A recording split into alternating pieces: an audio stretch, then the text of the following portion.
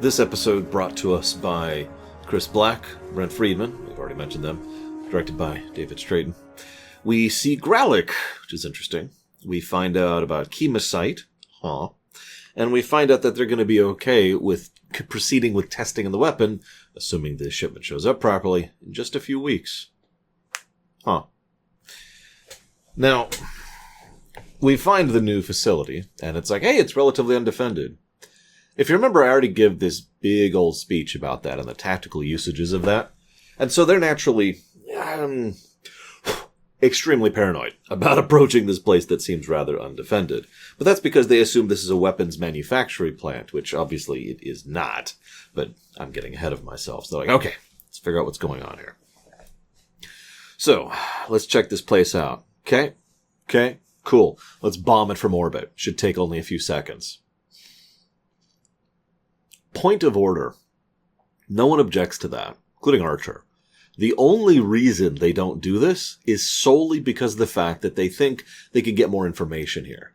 In other words, sabotaging the factory might stall the construction of the weapon, but they kind of want to know more about the weapon because they're kind of here to stop the weapons, who they decide not to. Logical. Okay, I'm with it. This then leads to probably my favorite part of the episode, where they charge into Gralik's room. It's like, here, I'm from Earth. And his response is, and? Is that supposed to mean something to me? What the heck is Earth? I've never seen your species before. And he's so nonplussed. If you rewatch this episode especially, it's so clear from his perspective that he has no idea what's going on. This is actually something fiction pulls periodically. Real life has pulled this too, where one person assumes the other person is in on something, and the other person has no idea. They're not even aware of the fact that the thing exists to begin with. So instead, he's just kind of like, don't play dumb with me. Play dumb with what? What are you talking about? Now, sometimes that's played for laughs. Here it's played pretty seriously. Archer kind of pushes pretty hard here.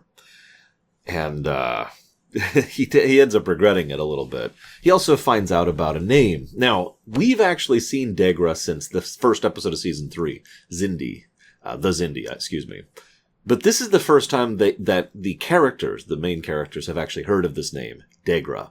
It's going to be important later. I'm going to cycle back to that.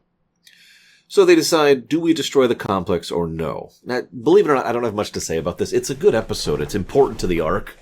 But it doesn't do much other than something important, which I want to talk about last, which is why I'm kind of saving my thoughts there. So they look at the complex like,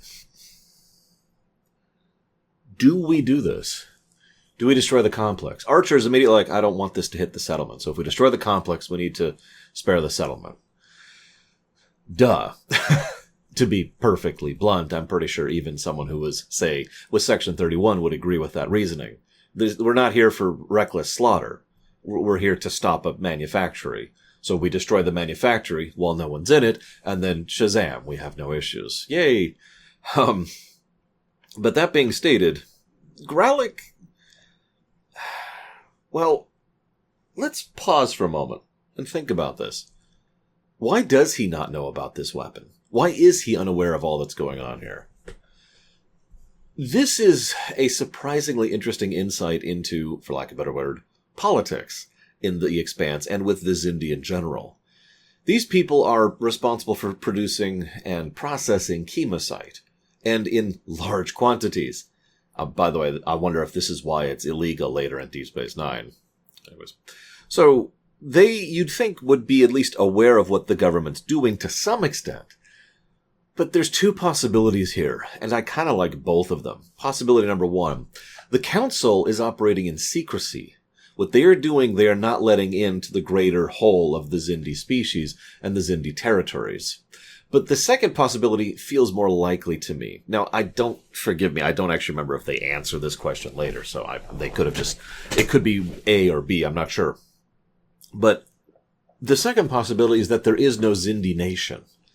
Not really. There's the Xindi Council and the forces and resources that they have access to and they control, but that is only one nation of Xindi amongst dozens, if not hundreds, throughout the Expanse. So they, of course, have their resources and they interact with others in Italy, but they don't inform them of it for the same general reason that France doesn't tell Italy everything they're doing. I mean, why would they? It's a different nation, right? So, under those circumstances, because the former is just the Galactic Empire, to put it simply. You know, we're building the Death Star, but no, it's totally just a mining device. Sure. But the second possibility works better. We're building the Death Star, and we're not telling anybody about it because why would we? Again, why would France inform Italy of this fact? Now, yes, I do understand that from a political perspective, there would be a value in informing your enemy that you're building a superweapon because it actually gives you a certain amount of oomph when it comes to negotiations. We actually did that in real life. Multiple countries did that in real life when it came to nukes, for example. But the point is, they're not obligated. And so the implication is there that there's not just one Xindi, that there's the council, and then there's the other groups. This is actually also interesting because something Season 3 has been pushing against the idea of a Planet of Hats, which is something I'm in favor of because, well, Planet of Hats has its place. I mean, I'm sick of it, to be as blunt and honest as I possibly can. And, well, it also doesn't make a lot of sense for most cultures, unless you have designed a culture in which being a race of hats actually makes sense. But in this case, having them be divisive groups of people, all of whom are not unified, and therefore all of whom are not our enemy, it's a little more nuanced. And that's actually darker storytelling. Because imagine if Archer hadn't insisted on interrogating Growlick. Imagine if he hadn't been so angry, because the only reason he did it was because he was pissed. He just wanted to righteously rant at this man. If he hadn't done that, then he might not have learned the truth, and he might have attacked an innocent civilian that is effectively detached and unrelated to his conflict. Think about that. Instead, by fortune, he gets to know Growlick, and he's like, huh. This then gets him a little bit more information too. You'll notice, and again, another value of long-term, season-long arcs like this, you can reveal exposition bit by bit, rather than having to have a huge exposition dump at a certain point in an episode, which is what usually happens. We can trickle feed a little bit. Like WandaVision. So, I haven't seen WandaVision, I just know the methods they use. So the idea here of, well, this was our planet, and we had over a century of nearly unceasing war between basically everyone. It was just conflict. It was the Sengoku Jedi. And everyone fought each other, and everyone fought each other, and everyone fought each other. And then the Reptilians and the Insectoids detonated some things beneath the crust, and I like to think they didn't know what they were doing. We can speculate. But that ended up destroying their planet, and the survivors ended up scattering throughout the expanse. So now we know what happened to their homeworld, and it wasn't even all that long ago. Now, that's messed up. What's even more messed up is we find out that there was a sixth Xindi race, the Avians, or the Aviators, whatever they call them. Aviators would be more of a sunglasses thing, I think. I have to joke, because they went extinct, they were wiped out. That's horrible. Originally, they were actually supposed to be in the show, but they already had the CGI races with the insectoids and the aquatics, and they were like, yeah, let's cut that there. Let's just do it there. So they decided to reference the Avians as being the race that didn't make it off planet. Yeah. What's really interesting here, though, is they've tried so hard to avoid this Planet of Hats trope. And they keep fleshing out the Xindi because they have a whole season to work with them. And yet, we do still have one Planet of Hats. The Reptilians. I don't think it's really spoiling to say that everything we've seen, even so far, we're up to what, episode 7 or something like that at this point? Everything we've seen so far has very clearly been the Reptilians are the bad guys. Even the other Xindi think of the Reptilians as the bad guys. The only ones who might also equate to bad guys would be the Insectoids. You notice it was the Reptilians and Insectoids who destroyed the planet. But what I mean by that is the Reptilians are the ones who are assholes, for lack of a better way to put it. They're the ones who are like, I'm a typical bad guy. I have no patience for anything, and I am unreasonable in all that I do. And they're portrayed as bad guys. I've talked about this before with Enterprise, no less. Because it's a specific approach to presenting a character to make sure that the audience knows that they are the villains, right? Bad guys. Capital B, capital G. And that's what's being done with the reptilians. Even in this very episode, it's done like that. Now, one of the things that you can do to challenge the crew is to change the definition of victory. Now, I've talked about this all the way back since the Voyager stuff. We're really referencing Voyager a lot here. I guess it makes sense. Same teams, Anyways. And so just defeating the enemy oftentimes isn't enough for the narrative purposes, for whatever it is the crew is actually after. In this case, that's the same thing. They could probably just destroy that reptilian ship that's in orbit, and then just destroy the colony, and then done. They have the power to do that. But that's not the goal. So that wouldn't be victory. So now they have to actually achieve victory, which in this case is not being detected. Now, interruption. This could be explained relatively easily. But if you'll remember, early on, the Xindi Council, which I'm just going to start calling that to indicate the separate nation, the Xindi Council were tracking the NX-01 as it was moving through the expanse, which means they were actively following them and watching them.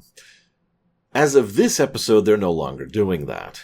As of this episode, they have no idea where they are or what they're doing. They just know they're out there somewhere, and they receive ports intermittently.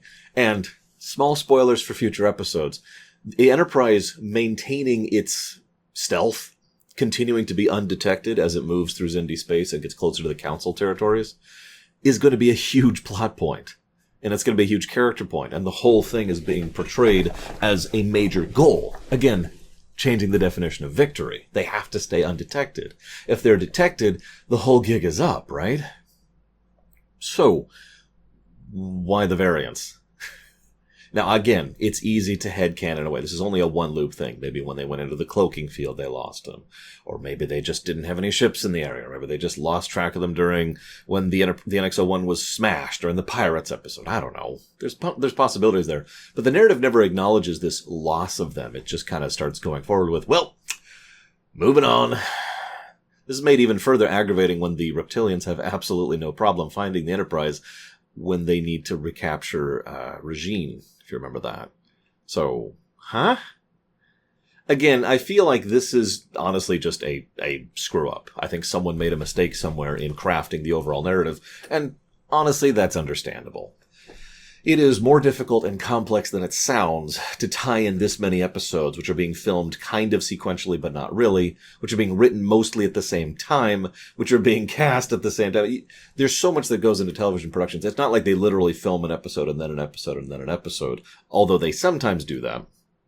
But there's so much that goes into pre-production and scripting and writing, so that when they get to the filming stage, most of the episode's already done. Like, I've talked about this extensively as far as the construction of TV. So this is the biggest flaw of string continuity right here, is actually making the show. Because you have to plan everything out, and then you have to map everything out, and then you have to get everyone on the same page, then you have to go and construct all the episodes, and you have to do them pretty much at the same time. At least close to the same time. You have to, at the very minimum, have a bundle done so you can start filming the first episode. And by that point, you need to make sure that the CGI crew, the props crew, the makeup department, the directors, the actors are all on board with the arcs that are being set up, and to make sure that everyone knows where everything's going.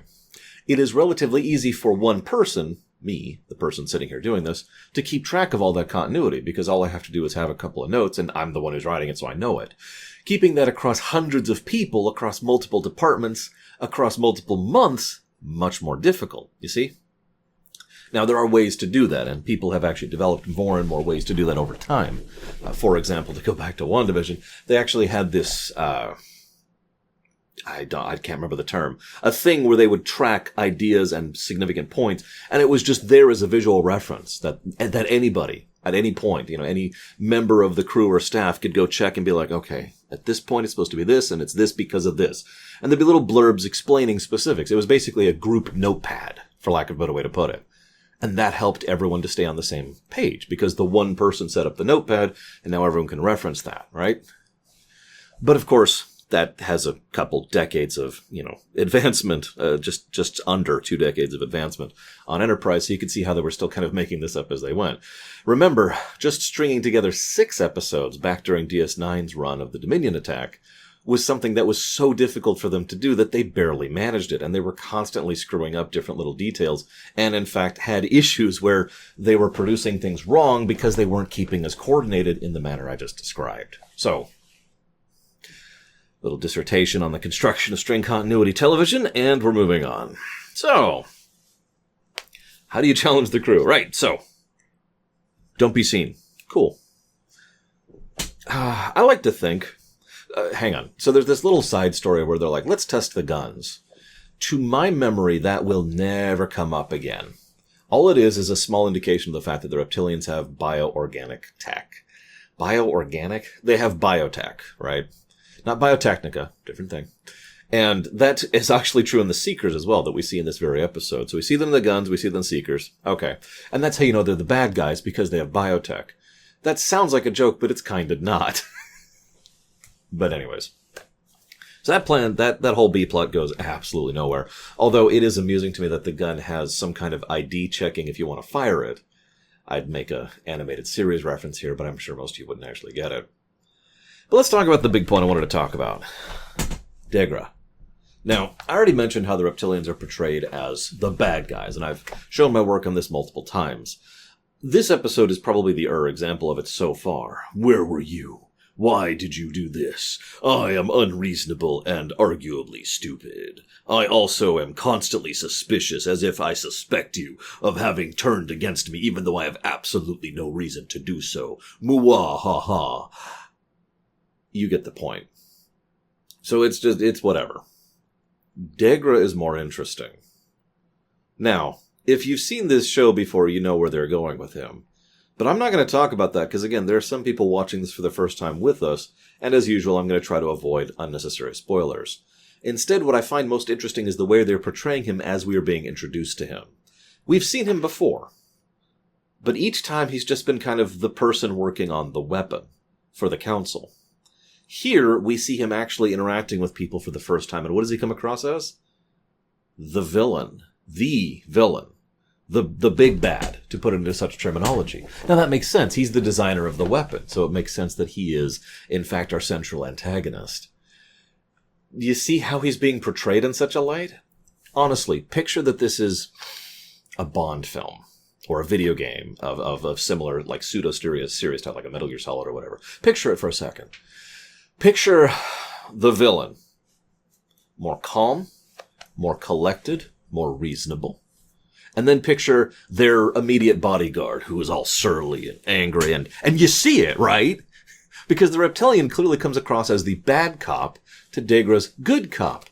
But Degra keeps coming across as that kind of, yes, today we have discovered that humanity is going to be a ruthless species that is a threat to our very existence. You have assisted in our destruction of them, and for that you should be proud. Like, you can see the attitude of the almost mad scientist being presented in how he showcases and holds himself, can't you? Now, this, again, makes perfect sense, and it is very interesting that they portray him, what I believe to be very deliberately, in this manner. I'll leave that as is. I am curious, as always, of your thoughts, and I will see you next time.